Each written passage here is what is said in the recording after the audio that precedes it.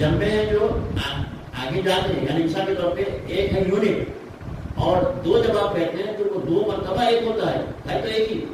جب آپ تین کہتے ہیں تثلیث تو وہ تین نہیں ہے بلکہ وہ ایک ہی ہے جو تین مرتبہ ہے. تو اصل جو ڈیفالٹ ہے انسان کی فطرت کا وہ توحید پر کھڑا ہوا ہے، چاہے وہ موحد و تثلیث احرام الاجزاء کا ماننے والا ہو یا تثلیث کا ماننے والا ہو. بنیاد اس کی توحید پر ہے جس سے وہ کبھی بھی توحید کرتا اصلی توحید پر واپس آ سکتا ہے. ایک ایسے موقع پر جبکہ آج 5 ربیع الاول ہے اور ایام ایسا ہم سے درد کبھی ہوتے نہیں ہیں، لیکن تاریخ کے اعتبار سے ہم سے جدائی چاہتے ہیں. وہ ہم سے جدائی چاہتے ہیں، دراصل ہم جدائی چاہتے ہیں جو ہونا نہیں چاہیے. آپ کو پتا ہوگا کہ ہم نے جو ابتدا کی تھی اپنے اس سال کی وہ سید الشہداء ہے آپ علیہ السلام کے غم و مظلومیت اور اس کے ذریعے حقیقی اسلام کے متعارف کرانے میں گزاری کی. اور جب ہمارا اختتام آ رہا ہے تو ہم دیکھتے ہیں کہ یہ اختتام سرکار امام حسن عسکری علیہ السلام کی شہادت کے بعد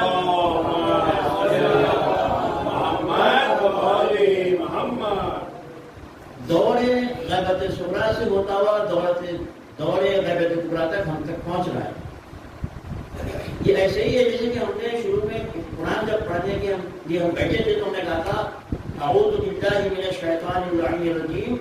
بسم اللہ الرحمن الرحیم. ہم نے شروع کیا تھا اپنا سفر قرآن مجید کے مطالعے سے بسم اللہ کے ذریعے کہ اب اللہ رب العزت کا نام لے کر شروع کرتے ہیں جو رحمان الرحیم ہے. اور پھر آپ دیکھیں کہ پورا سورہ حمد پورے قرآن کا ایک عکس مکمل قرآن کا امپیریکل ایکسپریشن تو پورا قرآن ہے، لیکن اس کا امپیریکل نکالا جائے جو سائنس کے طالب علم جو درد کریں گے وہ پورا سورۃ الحمد ہے. اچھا جب ہم قرآن کا دورہ کیے، ہم نے قرآن کی وادی میں سفر کیا تو ہم چلتے چلتے 113 سوروں تک آئے. اب ہم سے 114 سورہ ہو رہا ہے. وہ کیا ہے؟ وہ اختتام میں قرآن مجید میں ہم جو سورہ میں پڑھتے ہیں وہ ایک دعا ہے جو ہم نے شروع کی تھی سورۃ الحمد سے. اہدنا الصراط المستقیم صراط الذین انعمت علیہم غیر المغضوب علیہم ولا الضالین. اس کے لیے ہم نے اللہ سے مدد مانگی تھی کہ ہم تیرے اس راستے پر چلنے کے لیے سوائے تیرے کسی اور کی مدد نہیں چاہتے کہ جو مدد ہوگی وہ اس راستے سے ہم کو پہنچنے نہیں دے گی جو راستہ صراط الذین انعمت علیہم غیر المغضوب علیہم ولا الضالین کا. یہ راستہ ہم کو اس وادی سے نکال کر لایا ہے 113 سورتوں کی شکل میں. ہم کو وہ ہدایت توحید اس نے دی ہے کہ جس کے اختتام پر اب ہم جب اس وادی میں اس کی ہدایت سے مستفید ہوئے جو ہدایت تھی قرآن اور اہل بیت کے مزمر ہونے میں جو قرآن کی روح ہے. اب ہم جب 113 سورے پر آ رہے ہیں تو ہم 114 سورے کے بعد جب ہم تلاوت کریں گے تو ہماری قرآن کا ایک دورہ مکمل ہوگا. جب قرآن مجید کا دورہ ہمارا مکمل ہوگا تو اب ہم اللہ سے یہ دعا کرتے ہوئے اس قرآن مجید کے اپنے دورے اور سفر کو تمام کر رہے ہیں. یا پاک پروردگار ہم نے جو قرآن مجید کی جو ابتدا کی تھی جس سے مدد مانگی تھی ہدایت کے لیے ان کے جو سیدھے راستے پر اور جو جن پر نہ قتل ہوا نہ عذاب ہوا نہ وہ کبھی گمراہ ہوئے، ہم اس وادی سے جو کامیاب سفر کر کے 113 تک آئے ہیں. تو اب جب ہم قرآن مجید کے اس دورے کو تمام کریں گے، قرآن مجید کو بند کریں گے تو اب ہماری ہدایت کی تجھے ضرورت ہوگی اور تو ہم کو وسواس سے شیاطین سے محفوظ رکھنا تاکہ ہم آئندہ پھر جب دور قرآن کے لیے بیٹھے ہیں تو کہیں ہم اس جادے قرآن جادے اہل بیت سے کہیں دور ہونے نہ پائیں. ہم اس طرح سے اپنے آپ کو اطراف میں سیل کر رہے ہیں، لاک کر رہے ہیں. یہ کہے گا کہ بسم اللہ الرحمن الرحیم قل اعوذ برب الناس ملک الناس الہ الناس من شر الوسواس الخناس الذی یوسوس فی صدور الناس من الجنۃ والناس. گویا ہم نے جو سفر پہلی محرم سے شروع کیا تھا سید الشہداء کی قربانیوں شہادتوں کے ذریعے ان کی مناسبت اور شہادتوں کے توسط سے جو ہم نے دین کا آغاز کیا تھا، قرآن اہل بیت کا تعلق، قرآن امیر المومنین عثمان کا تذکرہ، قرآن حضرت سید فاطمہ الزہرا کا تذکرہ، قرآن اور ان سب سے پہلے رسول اکرم صلی اللہ علیہ وآلہ وسلم کی وہ قربانیاں جو رسول اکرم صلی اللہ علیہ وسلم کو شہادت تک لے جا کر پہنچا دی اور خلاف دلا کر شہید ہوئے. 14 معصومین میں 13 معصومین شہداء ہیں. جو سفر سفر ہم نے یہاں سے شروع کیا تھا، اب ہم 11 امام کی شہادت تک آئے ہیں۔ اس سفر میں ہم نے مختلف ادوار پائے ہیں، مختلف سچویشن پائے ہیں، مختلف کنڈیشن پائے ہیں۔ کبھی ہم دیکھتے ہیں کہ ایک امام انکار بیعت کرتا ہے، اس کے بعد دوسرا امام اس کو صلح کے لیے اوپر کیا جاتا ہے، وہ صلح کرتا ہے۔ تیسرا دور سماجی سیاسی تقاضوں کے مطابق قیام کے لیے دعوت دیتا ہے۔ چوتھا دور علم و اخلاق و عرفان و روحانیات کی ترویج کا موقع فراہم کرتا ہے، تو وہ علی بن حسین علیہ السلام کی صحیح کانڈا کی شکل میں، وہ محمد باقر علیہ السلام کی کلمات اور دروس میں، امام جعفر علیہ السلام کی مکمل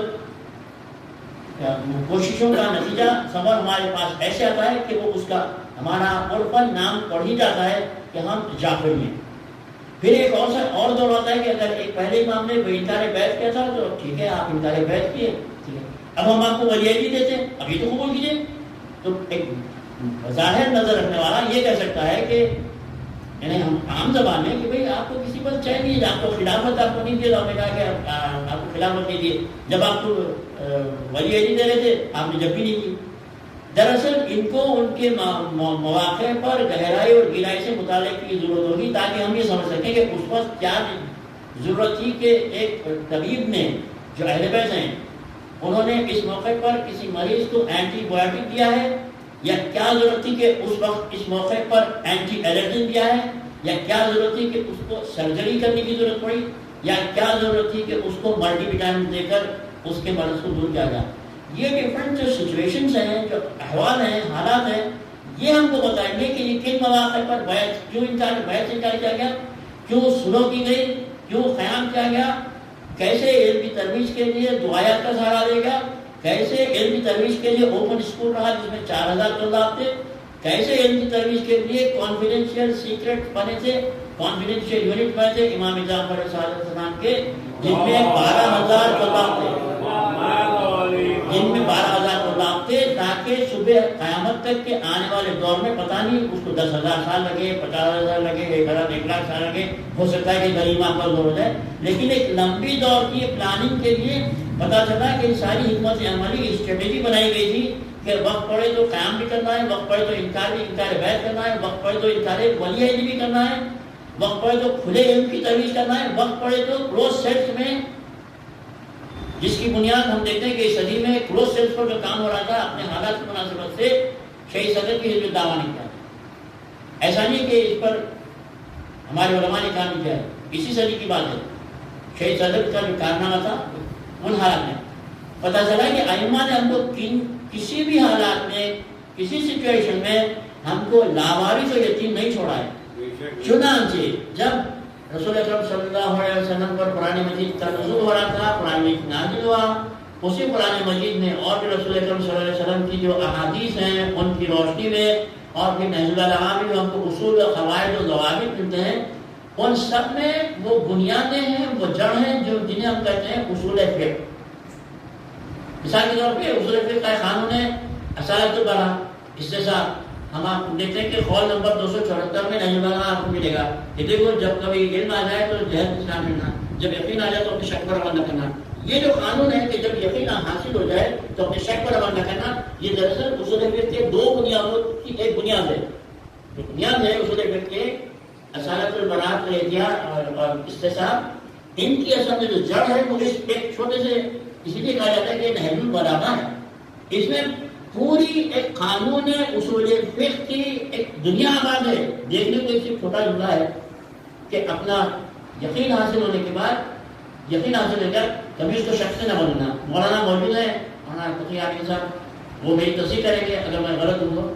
ہم دیکھتے ہیں کہ یہ جو قوانین بنائے گئے تھے اس لیے تھے کہ ایک غیبت صغریٰ تک کا دور جو 329 ہجری تک ہے،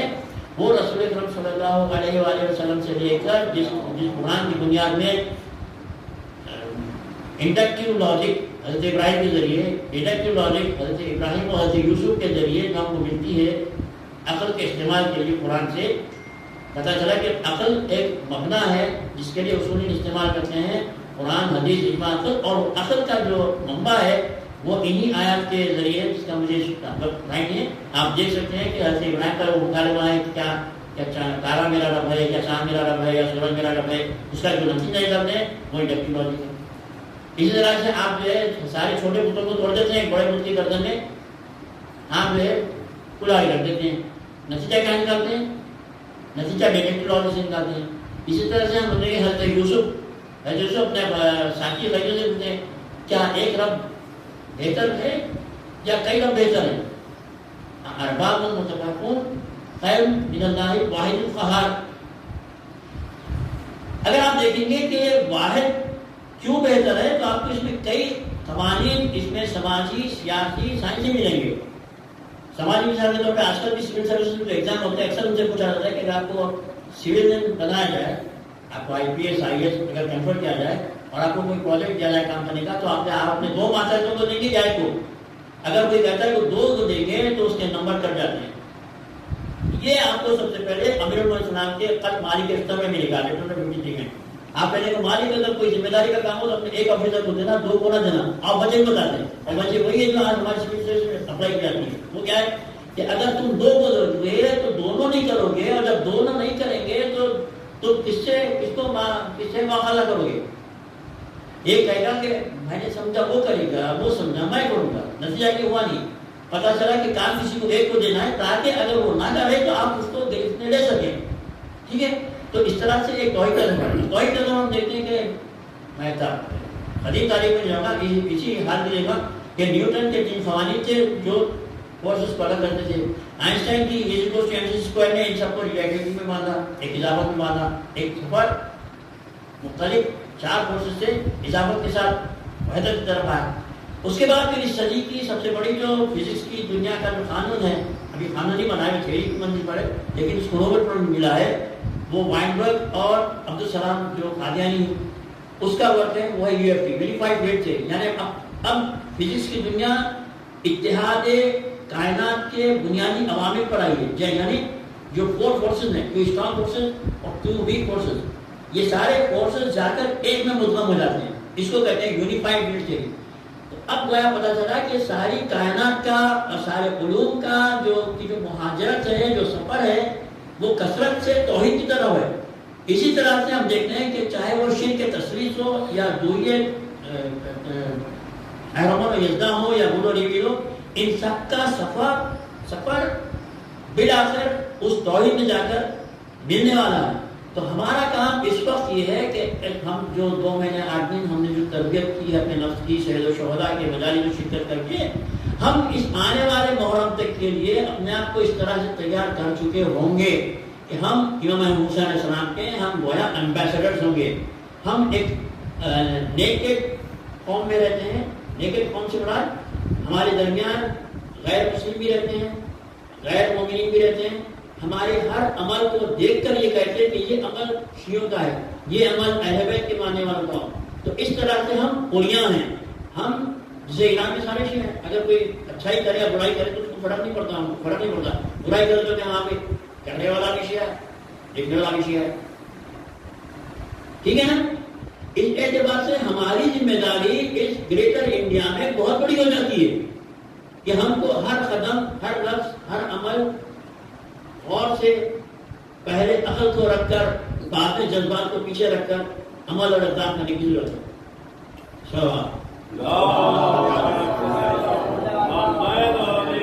نعرہ تکبیر، نعرہ تکبیر، نعرہ رسالت، نعرہ حیدری، نعرہ قطب و ذلت، شان و شوکت، عزت و احترام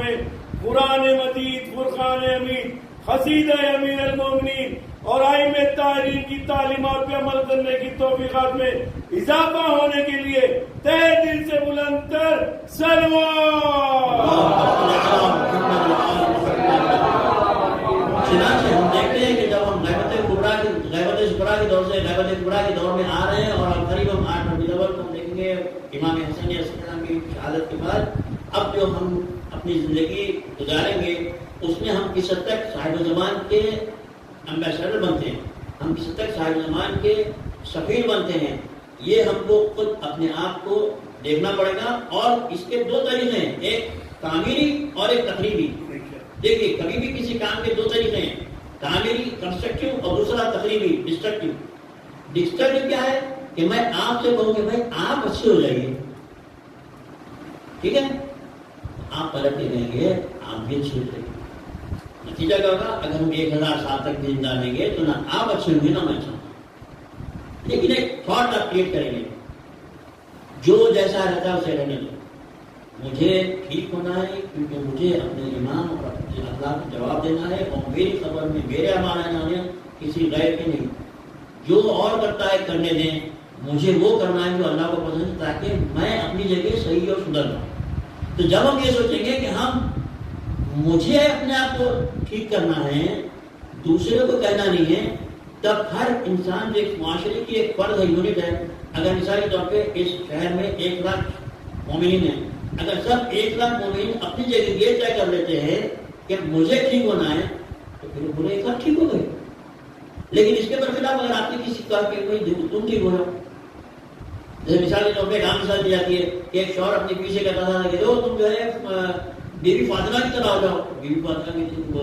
زوجہ کہتی تھی ٹھیک ہے تو تم میرا کی طرح ہو جاؤ۔ تو یہ اپروچ ڈسٹرکٹیو ہے، ایک کی پھیلاوٹ نہیں ہوگا، وقت گزرے گا، اگر ہماری 1000 سال 10,000 سال کی زندگی رہے گی تو پھل کچھ نہیں ملے گا، پھل اس ایک لمحے میں ملے گا جب ہم یہ کہیں گے کہ مجھے علی جیسا ہونا ہے، میری بیوی چاہے جو بھی ہے، کیونکہ میرے اعمال اس کی قوم میں آنے والی نہیں ہے، اس کے اعمال میری قوم میں آنے والی نہیں ہے، وہ جہاں جاتی ہے جائے مجھے کریکٹ ہونا ہے۔ یہ جب ہمارے میں ہر فرد میں فکر آئے گی تو پھر ہم ممکن ہے کہ صاحب زمان کی کے لشکر میں ہم شامل ہو سکیں، ٹھیک ہے۔ تو یہ میرا میسج تھا کہ اب ہم محرم ختم ہو رہا ہے، اب ہم غیبت صغریٰ کے طور پہ جانے والے ہیں، تو ہم اسی طرح سے کہیں گے کہ اے ابا عبداللہ حسین علیہ السلام، ہم نے جس طرح سورۃ الحمد کے بعد اس کا اختتام کیا تھا،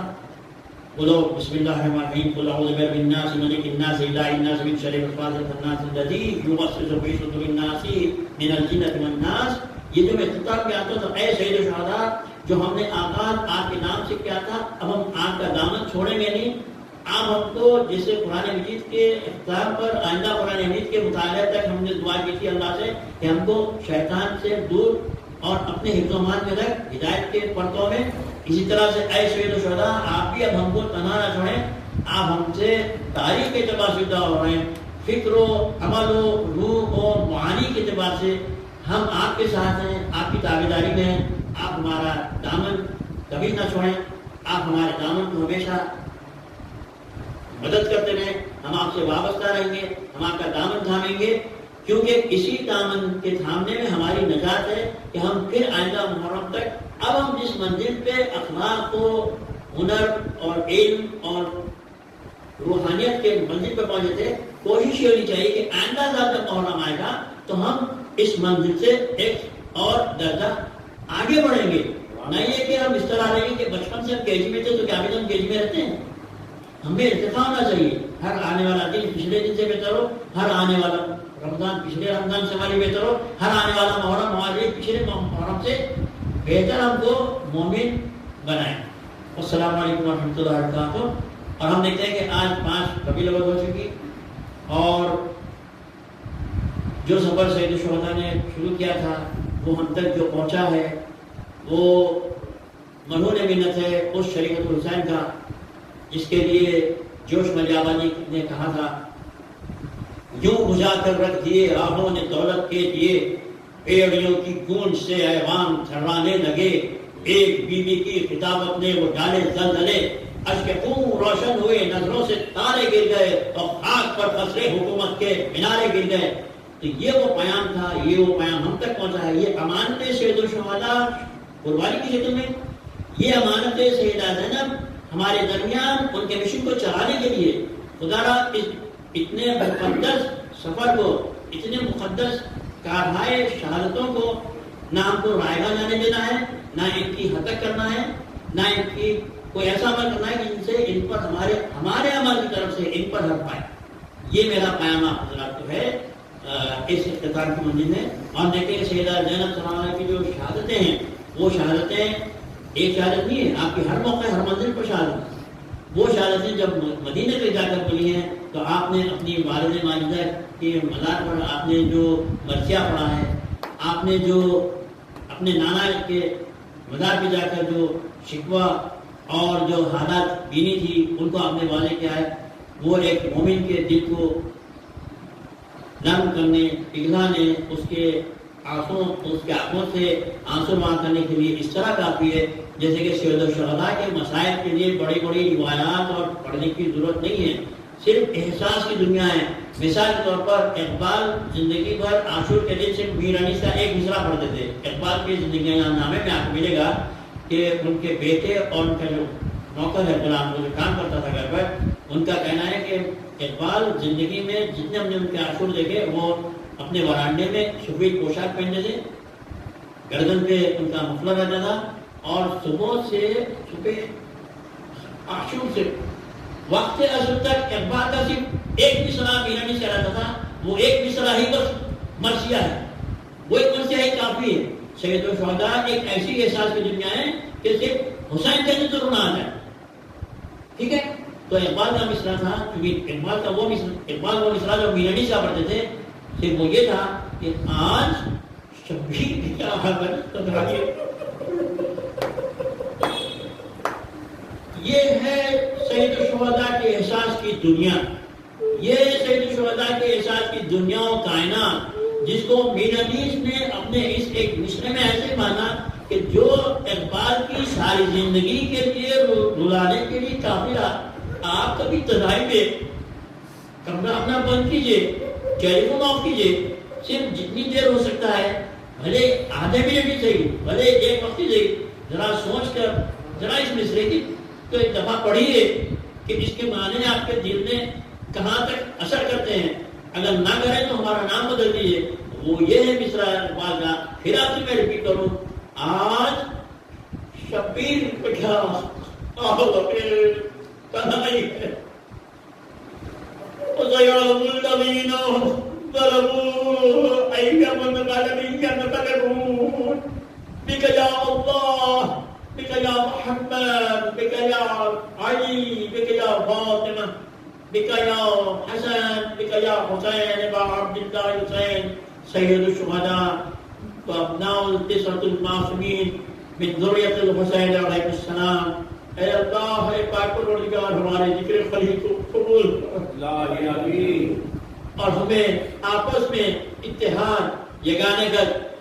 ایک دوسرے کو برداشت کرنے کی، ٹالریٹ کرنے کی، ناانتفاقی کو دور کر کے اپنے سے سب کے ریلیشن مضبوط بنانے کی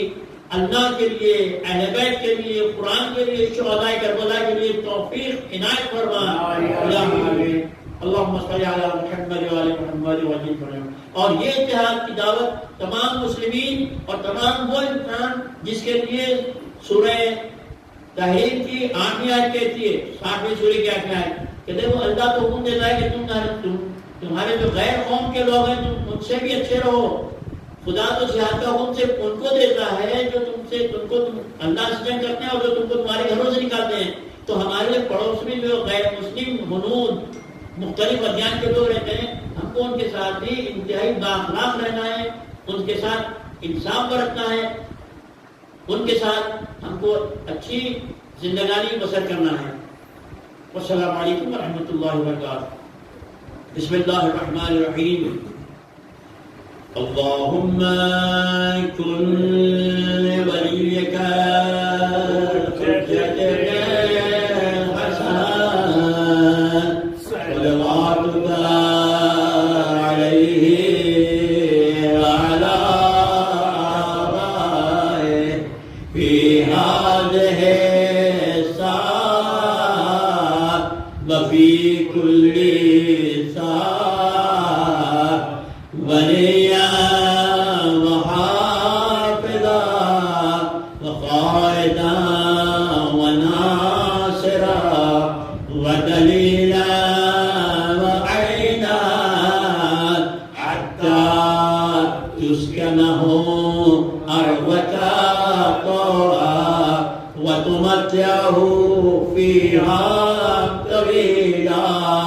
برحمتك يا